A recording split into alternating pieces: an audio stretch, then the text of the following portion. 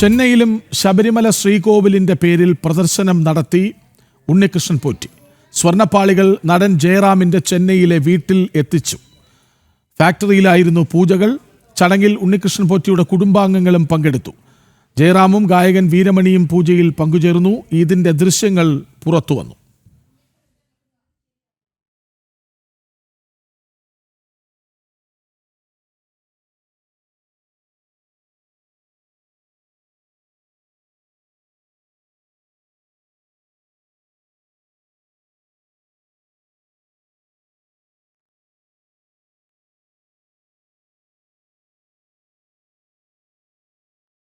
ഉണ്ണികൃഷ്ണൻ പോറ്റിയുമായി 6 വർഷത്തെ പരിചയമുണ്ടെന്ന് നടൻ ജയറാം പ്രതികരിച്ചു. പ്ലാസ്റ്റിക് കവറിലാണ് ചെന്നൈയിലേക്ക് പാളി കൊണ്ടുവന്നത്. വീട്ടിൽ നടന്ന പൂജയല്ല, പൂജ നടന്നത് ഫാക്ടറിയിലാണ്. പിന്നീടാണ് വീട്ടിൽ കൊണ്ടുവന്നതെന്നും ജയറാം ജനം ടിവിയോട് പ്രതികരിച്ചു.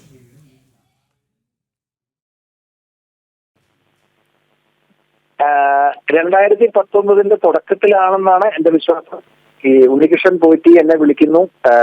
ശബരിമലയിലേക്ക് പോകുന്നതിന് മുമ്പ് ദ്വാരപാലക ശില്പവും നടയും എല്ലാം റെഡിയാക്കി മദ്രാസിൽ ഒരു ഫാക്ടറിയിൽ അത് പുറത്തിറങ്ങുന്നതിന് മുമ്പ് പൂജ ചെയ്യുന്നുണ്ട്.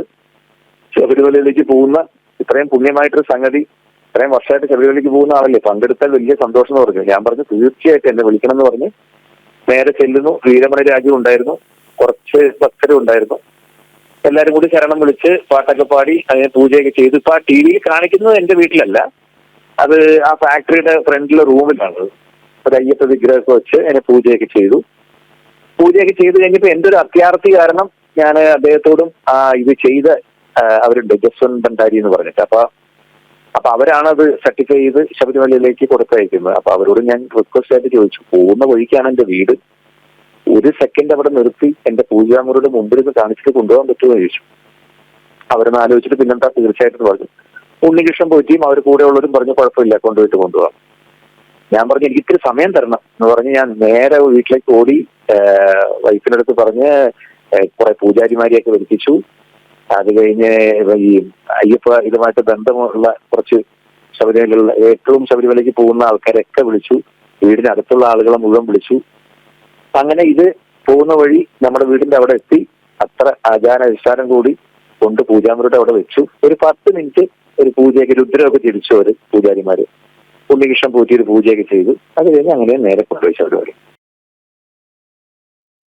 വിവരങ്ങളുമായി പ്രജിത് മോഹനൻ ഒപ്പം ചേരുന്നുണ്ട്. പ്രജിത്ത്, ഇതിപ്പോൾ ജയറാം ആയതുകൊണ്ട്, ജയറാമിൻ്റെ വീട്ടിൽ എത്തിച്ചത് കൊണ്ട് ഒരുപക്ഷെ ദൃശ്യങ്ങൾ പുറത്തു വരുന്നു. ഈ എത്ര പേരുടെ വീട്ടിൽ എത്തിച്ചിട്ടുണ്ടാകാമെന്ന കാര്യത്തിൽ ഇനിയും സംശയമില്ല. ഇപ്പോൾ ജയറാം പറയുന്നുണ്ട് പണമൊന്നും വാങ്ങിയിട്ടില്ല, ചോദിച്ചിട്ടില്ല എന്ന്. പക്ഷേ ലക്ഷ്യം വ്യക്തമല്ലേ? കാരണം ഇപ്പോൾ ജയറാമിനെ പോലെയുള്ള ആളുകൾ അവർ ഭക്തരാണ്, അവർ ശബരിമല വിശ്വാസത്തോട് ചേർത്ത് നിൽക്കുന്നവരാണ്.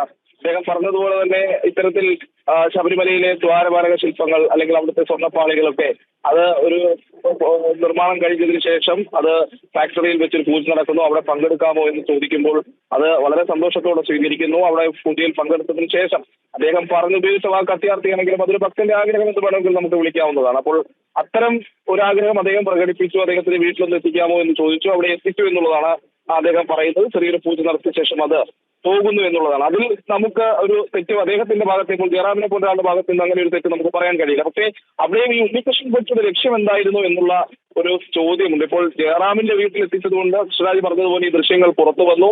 അത് ഇപ്പോൾ അത് മാധ്യമങ്ങളിൽ ചർച്ചയായി മാറി എന്നുള്ളതാണ്.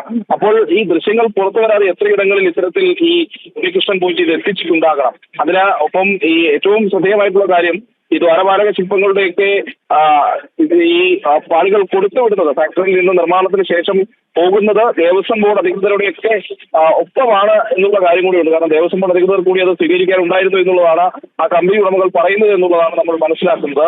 അപ്പോൾ അവരുടെ അടക്കം സാന്നിധ്യത്തിൽ ഇത്തരത്തിൽ എത്രയിടങ്ങളിൽ ഈ സ്വർണ്ണപ്പാളികൾ എത്തിച്ചിട്ടുണ്ടാകാം, എവിടെയൊക്കെ പ്രദർശിപ്പിച്ചിട്ടുണ്ടാകാം എന്നുള്ള കാര്യത്തിൽ ഇപ്പോഴും ഒരു വ്യക്തതയില്ല. അതിലൂടെ ഒരു പണപ്പിരിവിനുള്ള ശ്രമം ഉണ്ണികൃഷ്ണൻ പോറ്റി നടത്തിയിരിക്കാം എന്നുള്ള കാര്യത്തിലും ഒരു തർക്കമില്ലാത്ത അവസ്ഥയിലേക്കാണ് കാര്യങ്ങൾ പോകുന്നത് എന്നുള്ളതാണ്. ഇതിനപ്പുറത്തേക്ക് അത് പ്രദർശനം നടത്തി അതിൽ ഏതെങ്കിലും രീതിയിലുള്ള സാമ്പത്തിക ലാഭം ഉണ്ണികൃഷ്ണൻ പോറ്റി ഉണ്ടാക്കിയോ എന്നതിനപ്പുറത്തേക്കുള്ളൊരു പ്രശ്നം അവിടെ ഉള്ളത് ഈ ശബരിമലയിൽ നിന്നും കൊടുത്തുവിട്ട യഥാർത്ഥ പാളികൾ തന്നെയാണോ ശബരിമല ക്ഷേത്രത്തിലേക്ക് തിരിച്ചെത്തിച്ചത് എന്നുള്ളതാണ് അതിൽ ഏറ്റവും ശ്രദ്ധേയമായിട്ടുള്ള മറ്റൊരു കാര്യം. സാധാരണഗതിയിൽ അയ്യപ്പന്റെ സ്വത്തുകൾ അയ്യപ്പന്റെ പൂങ്കാവനത്തിലേക്ക് വെളിയിലേക്ക് കൊണ്ടുപോകരുത് എന്നുള്ളതാണ് ഈ ശബരിമലയിലെ മാനുവൽ അടക്കം പറയുന്നത് എന്നുള്ളതാണ് നമ്മൾ പ്രാഥമികമായി മനസ്സിലാക്കുന്നത്.